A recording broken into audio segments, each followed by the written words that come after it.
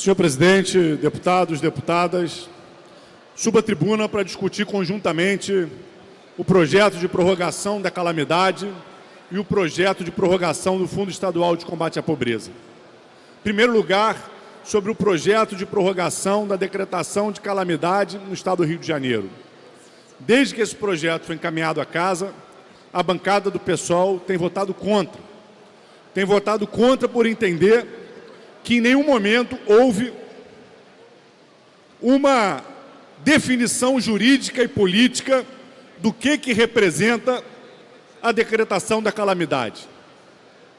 É a possibilidade do governo desrespeitar a lei do orçamento e não ser punido. É a possibilidade do governo desrespeitar índices constitucionais e não ser punido. Nós somos contra. A gente apresentou um pedido de impeachment do ex-governador Luiz Fernando Pezão porque não investiu o mínimo constitucional em saúde. E vamos continuar lutando contra qualquer governo que não respeite os mínimos constitucionais em saúde, em educação, no caso do Estado do Rio de Janeiro, do FECAM,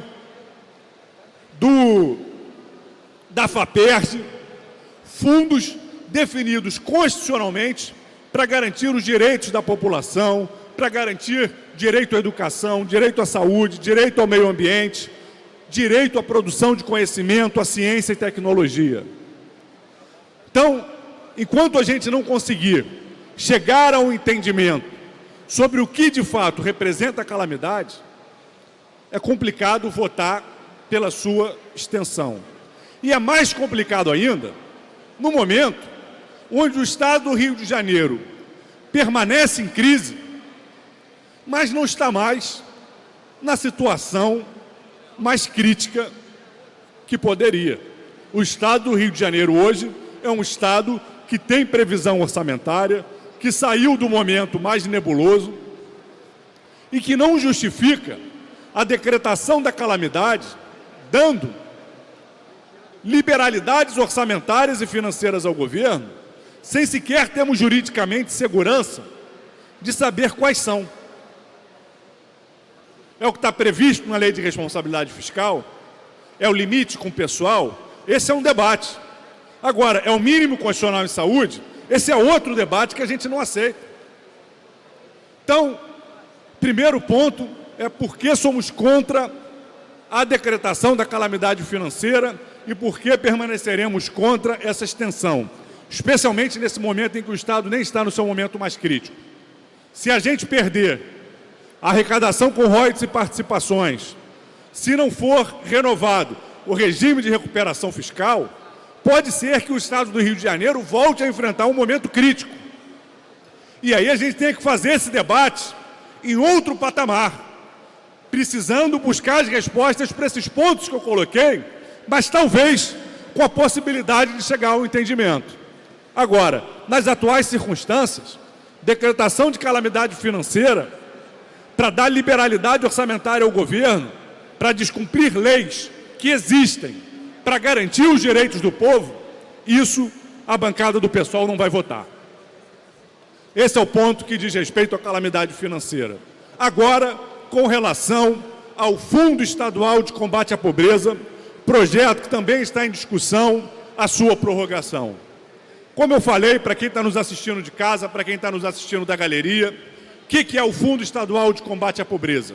Ele é um fundo formado em cima de um aumento de 2 pontos percentuais do ICMS, do Imposto de Circulação de Mercadorias e Serviços.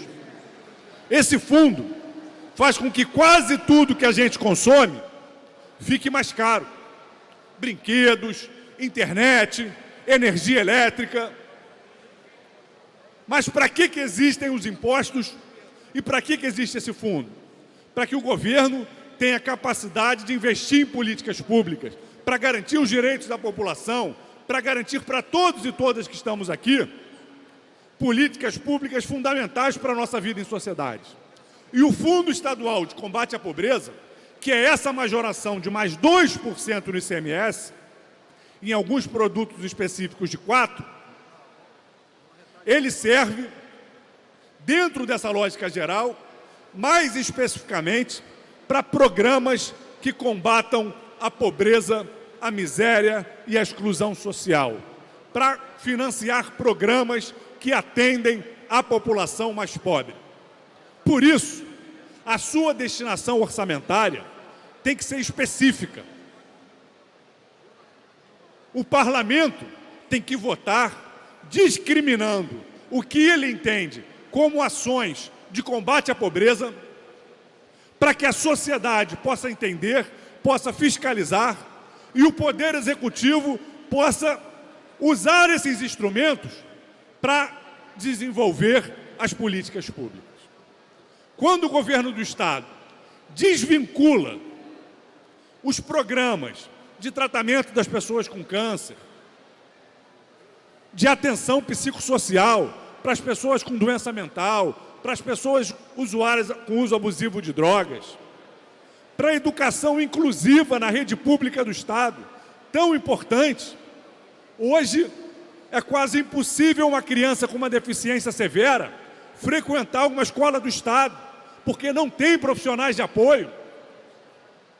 As políticas de habitação de interesse social, consolidadas no Fundo Estadual de Habitação de Interesse Social, nesse Estado, que há poucos meses atrás produziu o Muzema, que há poucos meses atrás vivenciou tragédias socioambientais, com casas e casas caindo em favelas e regiões pobres em momentos de chuva. Mais uma vez, está chegando o verão, está chegando o período das chuvas. Vamos esperar as pessoas morrerem para discutir quais ações os governos poderiam ou deveriam fazer para garantir moradia digna para as pessoas? Não. Nós estamos votando a possibilidade ou não dessas ações.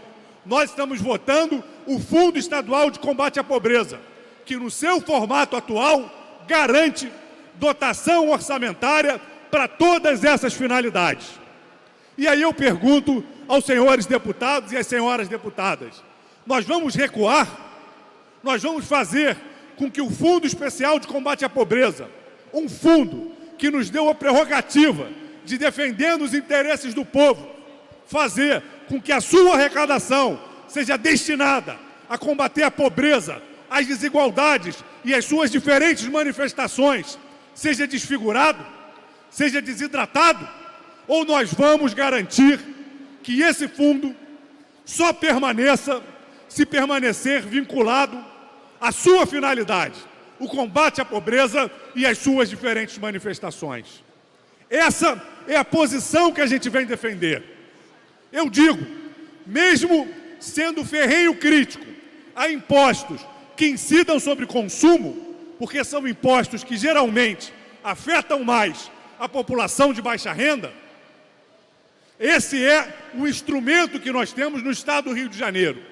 Não temos nenhum outro instrumento capaz de garantir ao Poder Executivo ferramentas para incidir e enfrentar a pobreza. Então, por isso, a gente defende a ampliação do Fundo Estadual de Combate à Pobreza, mas a manutenção das suas vinculações orçamentárias, a habitação, a atenção psicossocial, a educação inclusiva, para que ele, de fato, cumpra a finalidade para o qual ele foi criado. E é nesse sentido também que a gente é contra a votação de um perdão àquilo que os governos passados deixaram de investir no Fundo de Habitação de Interesse Social. Ora bolas, se o governo atual avalia que não tem condições de pagar, pactue isso com o Tribunal de Contas, pactue isso com essa Casa Legislativa através da Lei Orçamentária Anual. Agora não faça que a gente retroceda ainda mais em políticas de habitação de interesse social nesse Estado que atualmente tem um déficit de quase 500 mil moradias. Então fica um apelo a todos os deputados e todas as deputadas que a gente busque um acordo e faça com que o Fundo Estadual de Combate à Pobreza não seja um instrumento do governo de plantão para garantir aumento de impostos e arrecadação enquanto está o atual governador. A gente quer que o Fundo Estadual de Combate à Pobreza seja um instrumento de Estado que vai dar ferramentas para o atual governo e para os que vierem para garantir, de fato, políticas de combate à pobreza no Estado do Rio de Janeiro. Essa é a nossa posição e esse é o apelo que a gente faz ao conjunto dos deputados e deputadas. Moradia, sim. Saúde, sim. Educação inclusiva, sim. Pobreza, não.